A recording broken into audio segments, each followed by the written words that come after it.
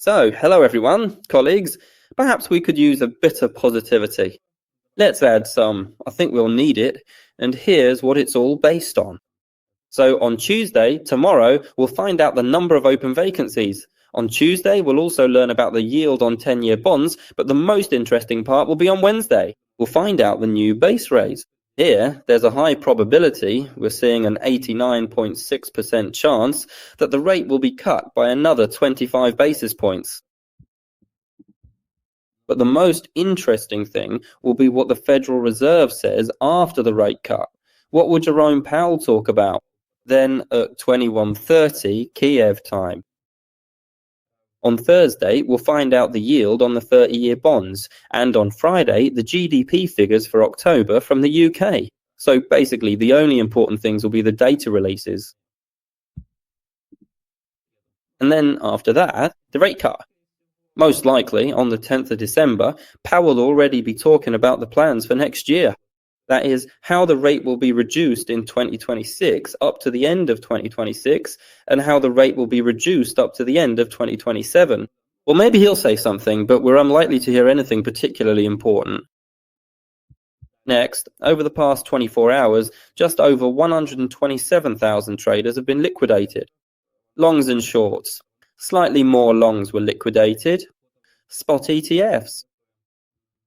Let's have a look at the funding now as well. It's very interesting to see what we've got going on here. Funding, basically, is more or less clean, ready for growth. So when the funding here is red, it means it's already grown too much. When it's nice and green like this, it's ready for something new. A growth peak. So here, one of the good options for growth is spot ETFs. Yes, you see there, as of the 12th of May, there's a small negative on Bitcoin, minus $8 million. Spot and futures ETFs as well. All of this as of May 12th, a small negative of $65 million. From the perspective of other signals, we can see that the dominance from ZT is dropping significantly. There was a peak here, and now we're seeing a series of lower highs. This could indicate a trend reversal, a counter trend, or the start of distribution. In other words, there might be a bit of sideways movement and then most likely a further move down. The nearest targets would be 4.95 and 5.2, so we might see some kind of long impulse towards these levels. And here it's very similar. They also took out the previous high, and now it's getting ready to move further down. Total is gathering strength. We can see that we held the $33 level and formed a very good structure. There was a strong bullish impulse here, and we can see that there were purchases on that day. They bought up that candle. That's why there are a large number of signals, because right now we see movement towards $3.26 trillion, possibly even $3.5 trillion. Altcoins are the same story, a very good base is forming, just as was written about. The main thing here is not to drop lower. I don't think we'll fall below. I'm more inclined towards a positive long movement. The triangle is narrowing, which will give an opportunity to break through and move further upwards towards $960 billion. Maybe. Well, the 920, 930 and 960 range is of interest, where it will move the 12th Bitcoin. The signal for a decline is gradually decreasing. We still have Ethereum SCA dominance hanging over us. Here, they're gaining more strength, so we expect to see some good movement, but the address is still rather weak for now.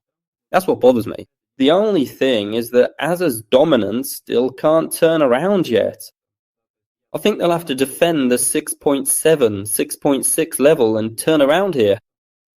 But for now, the signals still suggest that ASA's dominance will continue to decline. As for Bitcoin itself, we can see it's growing nicely. A structure is formed, so we might see a move towards 98.5. Maybe even 102.5. That's where I'd at least like to see it for Ethereum. Our first target is 3,300. Ideally, of course, I'd like to see 3,600 to 3,800 from this move, but for now, it's 3,300. As for the altcoins that are fitting into our box, there's Solana, which is showing a good structure. Ondo is also forming a solid, quite interesting structure. AVAX, Hype, CAS are holding up well. By the way, it hasn't even broken its lows. Yen, Litecoin, yes, and HBAR, and I'll mention a couple more in a moment. We're adding more. You might have it as well. In this one, every other one.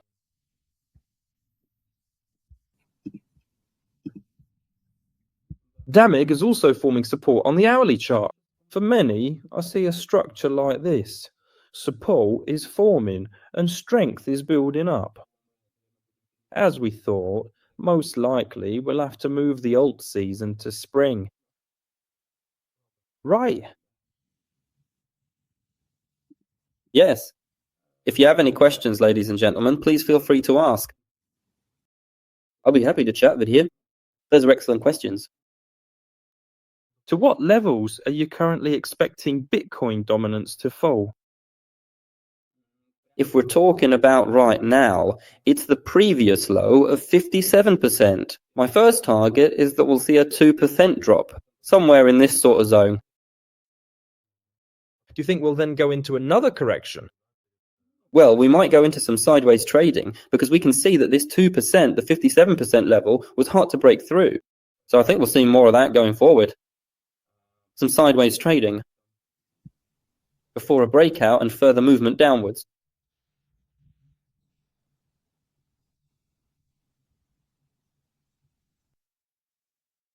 That's all from me. I have no more posters. All right then, thank you very much for your attention. I wish everyone a good day and a successful trading week. Goodbye, everyone. Thank you for the broadcast. See you next Monday. All right, bye.